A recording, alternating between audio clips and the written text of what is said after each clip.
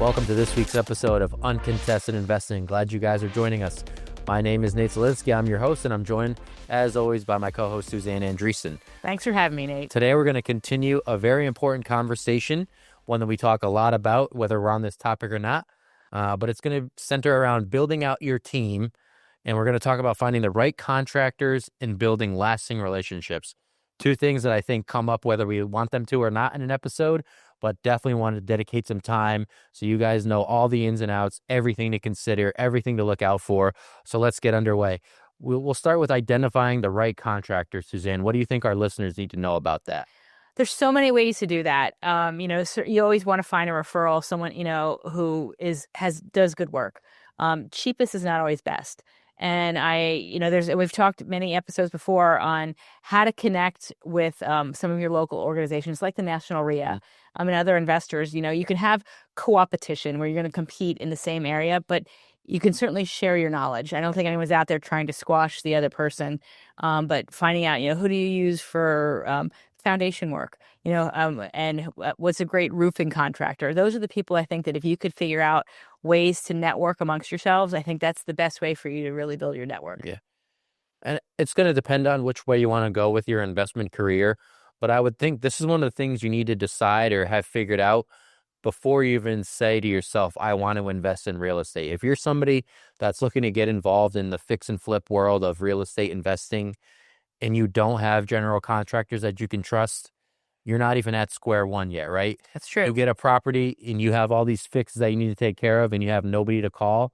It's a very risky proposition to get into this business without having those people on speed dial already. So doing that network ahead of time, realizing this is who I may need, general contractors, electricians, plumbers, landscaping, get these people in your contact book already, foster these relationships, let them know what your plans are, and they may even be able to help you accelerate your investment goals. Say one of these ends up becoming your partner.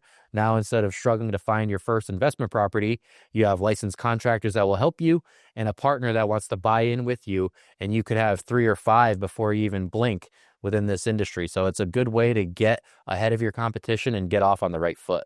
Well, and we've brought in some guests in the past, like Kelly Brooks from Property Masters, and she shared with us, she's, and I forget how many states that we know she was adding New York and New Jersey to her threshold. And those are certainly companies and people like that are companies like Property Masters. You have the opportunity to go to the single family rental at IMN East or West, or going to the National Rental Home Council. These are all venues that you have the chance to meet with some of these folks in person. But a lot of times you may ask, your foundation guy, if you know a foundation guy, well, who do you know for plumbing, or who do you know for as an electrician? They also have their own network. And it's to your best interest to figure out, like you said, in advance of making any of these acquisitions, who you can count on, who you can trust, and what referrals you can bank on. And that's going to be the most important way to do that. Exactly. Referrals are the best way to go about it. I think if you already have someone you can trust and they have someone that they can trust, then you can kind of broaden your inner circle a little bit, so to speak, and be much more comfortable with hiring them for work if somebody else is referencing them to you, or referring them to you rather. And I think you hit it right on the head, right? Going to those trade shows, putting in the work, the due diligence, being able to meet people face to face rather than just judging them off of a Google review or a quick phone call. Being able to sit down with them and, what are some of your goals? What are some of the things you've accomplished in this industry? Really do the full 180 and get the whole scope of what they're about, or the 360 rather, I should say, of what they're about, what they want to do, and what their goals are going forward, because they might match up perfectly with yours, or they might not align with yours, and you have to find someone else. And you can partner with, some of the major corporations like Home Depot. They have their network of folks to help you. They may not have a roofer, but they have a flooring guy, and vice versa. There's things so don't be afraid to go into your local Home Depot and say, hey, who do you have that can help me lay this tile that I just bought, or because they have the Home Depot Pro Desk where they can connect with a contractor. So figure out what's the best way for you to connect with some of these folks, and find out, and certainly don't ever give a huge amount of money up front as you partner with this. It's, unless you know them and it's coming from a referral, and I still wouldn't do it, a third, maybe. Yeah. And you work through the process. But I think you want to make sure that, a referral, no one's ever going to taint their relationship with that. And I think that the referral helps to not only build the foundation for your network, but it substantiates the referral network as well, because they have their partnership and they're supporting each other as well. It's a great way for you to move forward. And just like Home Depot has their departments, general contracting has its specialization. So, like you said, that matters. Finding out what somebody is good at. Okay, maybe an electrician is on their list of skills, but the last time they did an electrician job was 17 months ago, right? So, you're going to want to find somebody that's doing that every day, really have that peace of mind that this person is going to be able to complete the task in a timely manner. And maybe that general contractor that you have is an ace at plumbing. Okay, so keep them for plumbing needs, and then find somebody else depending on what you need. Right. Be wary of the one size fits all general contractor, the person that claims they can do everything. It's finding the person that can do something very well or at a very quality level. Those are the people you want to find, not just across the board mediocre. And you, when you look at some of these, your fix and flip versus your buy and hold, you want a solid foundation on both of those. Yeah. But on the fix and flip, you tend to go a little bit higher on some of the finishes, and making sure that, if you're going to put in tile, that is way more expensive than putting in, the laminate floor or hardwood. But it also shows and lasts better. So you've got to figure out the product you want to use, and then who you want and how you want to grow it and who you want to use to install that. Exactly. And then there's finding the right contractor, and then there's building the lasting relationships, which we talked about. And right off the bat, I think establishing expectations is one of the biggest ways that you can build those lasting relationships. So, there's no arguments, disputes, controversies down the road when you're 3 or 4 months into a renovation and a red flag comes up. If those expectations were set early, then you have nothing to worry about. And making sure that, the person that you've chosen, they understand what your goals are, and that the product that you've selected or that they're recommending is readily available. There's a lot of pieces that you want to go in that, so that, we've always talked about due diligence. And there's, even product selection plays into who and how you're going to manage that network. Yep. The timeline and budget, I think, are two massive things that an investor and a general contractor need to be on the same page with. It's a two-way street, right? You as an investor can set a timeline and a budget that you want it to be done in, but then there's the realistic timeline and budget. So you want a general contractor that's going to step up to the plate and say, hey, I know you want this done in 3 weeks and at this price point, but that's just simply not possible. And here's why. I can do it for you in 5 weeks and maybe $100 or $200 outside of budget. Are you okay with that? Having that banter, that back and forth, and a contractor that's confident enough to speak up on their behalf and say what you're expecting is a little bit out of the realm of possibility. And then as an investor, you need to take that information and say, okay, this is the professional. They were referred to me. They know what they're talking about. I'm confident moving forward at an adjusted timeline and budget. Well, and it's, you have to have the truthful adjusted timeline too. A lot of time these contractors are going to go, oh yeah, I can do that. And so how can you ensure that that they're going to really do it in the 6 week time frame? Yeah.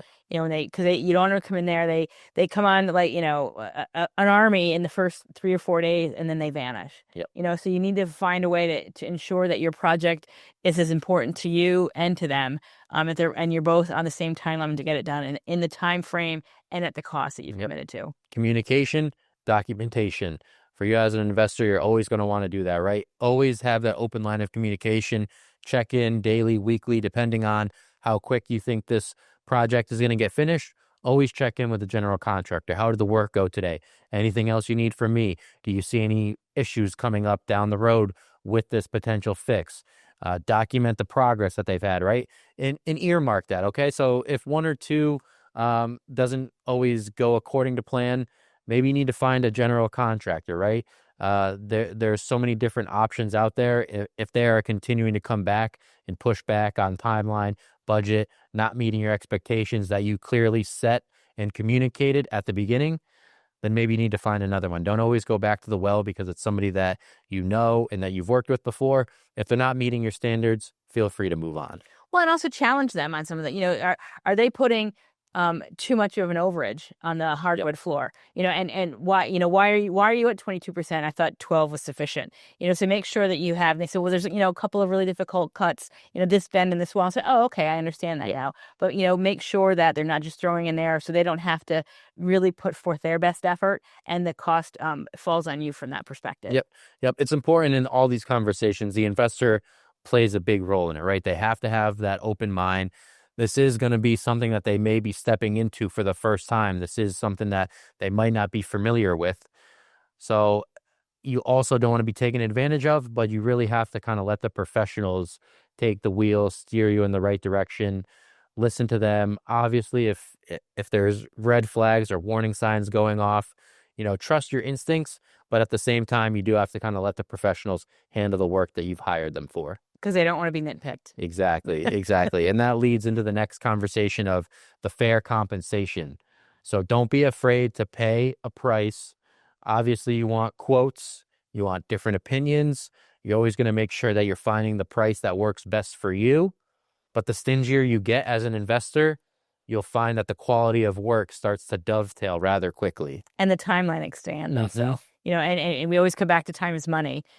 So, paying a little bit more to get it done in a quicker, timely fashion, everybody wins. Don't be afraid to go above and beyond, too. Obviously, you don't have to bring out all the bells and whistles on the first job, but there's something to be said about just not cutting the check and parting ways, right? If you see the crew come in with Dunkin' Donuts on the first morning, feel free to go out and get them coffee. Maybe in the second week that they're doing the project, get them bagels, get them donuts. The general contractor is going to remember that. The crew is going to remember that. And that's just something simple that you can do that'll maybe cost you $20, $25 and can lead to a lasting relationship. They'll pick up the phone whenever you call. They'll remember those nice gestures. It doesn't always have to be coffee and bagels, but something small like that shows that you care. And this isn't just a transactional relationship. It can also be a partnership where you can help each other for years to come. Well, and swing it into, and checking, do you have enough grout to finish this job? Yeah. Is there enough wood here? Is there enough paint? Do you need more rollers? What is it that you need to keep this job moving forward so that, and they know that that you're paying attention as well. And I think it's the best way to ensure that it gets done the way you want it done. Those are great examples. No, I love that you mentioned that, because as an investor, you don't want to find yourself rolling up your sleeves and doing the work for the general contractor, but there's simple tasks that you can do, like running to a hardware store, things along those lines where it's easy to just pick something up, and that maybe ensures the timeline stays exactly where you want it to, and all you had to do is kind of take 15, 30 minutes out of your day to run a quick errand. So that's really good. And then providing constructive feedback. This can be a little bit of a tightrope. Investors have to be very careful about how they broach the situation, but I think keeping constructive feedback in mind is always going to be important when having these conversations. If something isn't done the way that you want it to be, or you may have noticed something throughout the course of the work, or the contractor didn't always handle the check-ins how you wanted them to, whatever the case may be, always try to be constructive about it, because if it's a relationship that you want to keep, you really have to handle giving feedback the right way. But that it comes back to, do it when you stop by, ask them, is this going, what, is there another way that we could do this to make it better? Is it, have that ongoing dialogue when you're there, and when you stop by and your check-in, make sure that, if you see something that you're concerned with, you stop it in the moment. Don't let it go, continue, because that repair takes that much longer and more money to fix. And the change orders are expensive. So make sure that you really want a change order before you go down that path. Yep. And I mentioned it's a thin line between feedback and criticism. If you're going about it the right way, you're being professional, you're letting your concerns be heard, and the contractor is taking that the wrong way and becomes very aggressive with you or confrontational, then right there, that maybe that's not somebody that you want to work with long term, because, you realize as an investor, no one's perfect. You're just trying to help them. If they handle that conversation wrong, that can be a way to weed out contractors that you don't want to work with in the future. But don't explode in the moment, because that job still has to be completed. So make sure that you're actually communicating with them and say, hey, I didn't mean it that way. Yep. Let's take a step back and revisit this conversation. Try and you are going to have moments of challenges, and do your best to address it in that moment. Don't let it fester, because they're just going to then start shorting the job and make sure that everyone walks away at the end of the day still shaking hands and being okay. Timing is everything when For sure. starting those conversations. So we're off to a great start with our conversation about finding general contractors and, more importantly, building those lasting relationships. Suzanne and I are going to take a quick break. We'll be right back to wrap this episode up. Stay tuned. See you soon. REI Inc. is the premier monthly publication for real estate investors. Dive into a wealth of expert insight and strategies from industry leaders and gain valuable regional market insights, ensuring you always have the best information at your fingertips. Visit rei-ink.com to elevate your real estate investment game today. Welcome back to this week's discussion on Uncontested Investing, about finding general contractors and building lasting relationships. With the theme that's popped up in almost every episode we've done in the past month or so, technology and utilizing new tools is a huge way to make sure that these general contractors are staying on task, completing the work that they're saying they're going to do. And then what that does is it allows you to build trust and build these relationships over time. Suzanne, what do you think about when you hear technology and tools as it pertains to general contracting? Well, I think there's a lot of research you can do, and and connect with investors and forums to find out what's out there. You may find new products. You may find what are good solutions to that. Who knows if waterproofing a basement or some of the things that you need to do. I think there's a great way for you to connect with these partners and figure out what their cures were, and does it work for your situation. Yep. And I think it's a great thing to ask general contractors themselves. What technology do you use? How do you stay on task? How do you stay on time? How are you measuring certain things within a house? Is this an area that's at risk? What types of technology do they have at their disposal?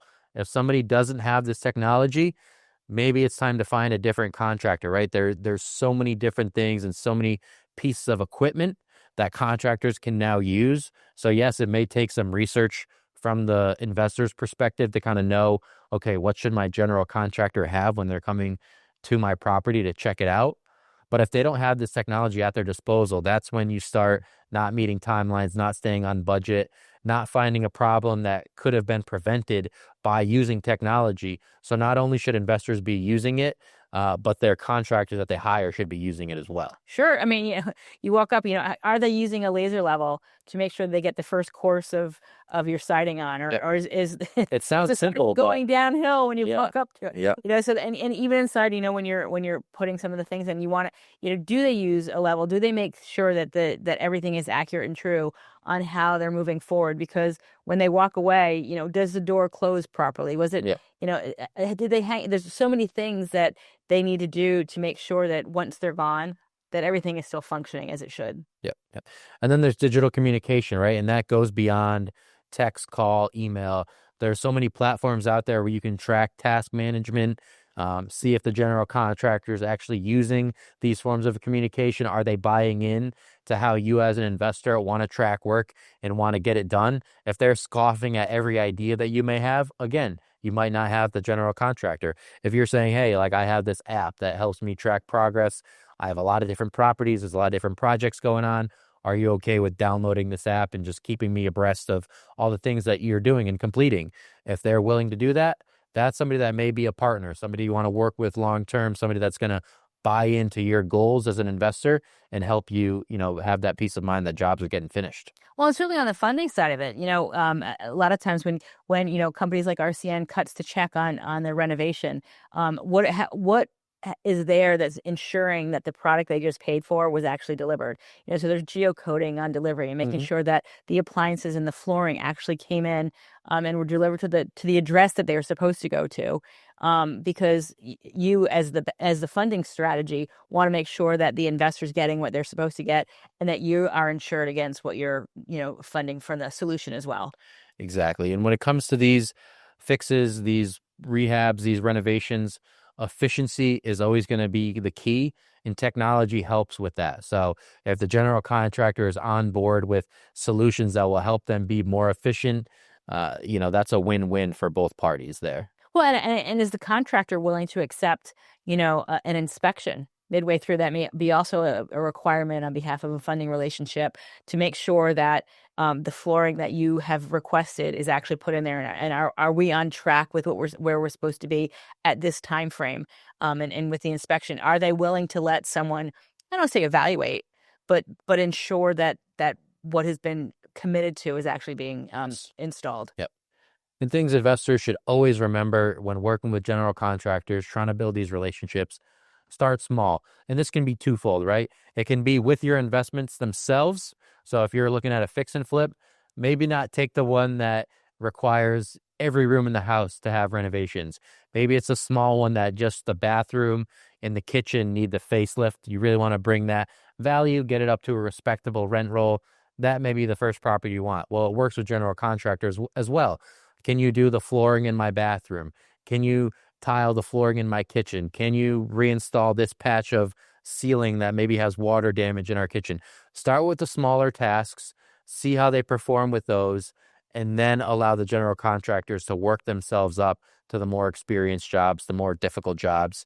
Because hiring somebody to repair a foundation when you've never met them before, it can be a little bit of a risky proposition, to say the least. And when they thought it was going to be 30 and it's 80 to get it done, yeah, now you've lost 50 grand on elsewhere. So, and stick your toe in the water on whatever it's going to be, whether it's a relationship with someone, a new relationship, or, your first shot, whether it's in a new market or your first shot on a fix and flip versus a buy and hold. Maybe you're doing different strategies. Take a baby step. Yeah. Don't jump in over your head because you want to get the revenues from that project to start your next one. So don't be short-sighted with that. Yep. And I want our listeners to hear the difference here before. I really want to be clear about this, because there's trusting your instincts and then there's using your emotions, right? So we always want to stay away from the emotional decision, the emotional conversation. You warned them about it, and rightly so, earlier, that if you have the wrong conversation at the wrong time, the job might not get finished. If you're talking crazy and the general contractor up and leaves with his crew and it's 60% done, you're in a spot of bother there. But if you have an instinct, a gut feeling, and the contractor's not holding up their end of the bargain, or they're not doing it the way that you thought it would be done, trust your instinct. Yes, you have to go about it in the right way. Maybe wait till the job's finished to express your concern and not hire them again, whatever the case may be, right? But as an investor, don't be afraid to trust your instinct. And if the general contractor is not doing what they're supposed to be doing, it's time to move on. But salvage what you can. Yeah. Salvage, because having them storm off, no one's going to win. Sometimes you have to eat crow in the moment and be prepared to say, I understand that. This is not what I envision it being. However, I can see where you're taking us. Let's see how we can move forward together, and do the best to unravel the stress in the moment. Yeah. Because the job needs to be finished in the time frame and hopefully cost that you estimated it at. Professionalism should always be a priority, no matter the industry, no matter what you do for a living. Always try to be professional, as you said. There's no use in burning a bridge. You never know when you might need that contractor at a different property 4 or 5 years from now. Maybe it's a couple months, but you never know what the situation is, what they're going through personally. So try to leave, like I said, the emotional, the personal side out of it. Trust your instincts, but act professionally as well. You hit it right on the head. That's the perfect way to handle any situation or dispute you might have with a GC. And come back the next day with donuts after that. Yeah, because you're gonna need to try and repair what you can, and try and get it back to a friendly environment, because that's the best way for everyone. Yep, can't say no to a donut. All right, so for finding a general contractor and building the lasting relationships, Suzanne and I just about covered everything. We hope you guys enjoyed this episode. Feel free to like, comment, subscribe. Anything will help our community grow, and we'll be sure to see you guys next week at the same time. Thank you for joining us today on Uncontested Investing. See you soon. Thank you for listening to Uncontested Investing. Questions about today's episode or the podcast? Email podcast@rcncapital.com and make sure to follow REI Inc. magazine on LinkedIn and Facebook, and RCN Capital on Instagram, LinkedIn, and Facebook. See you all next time.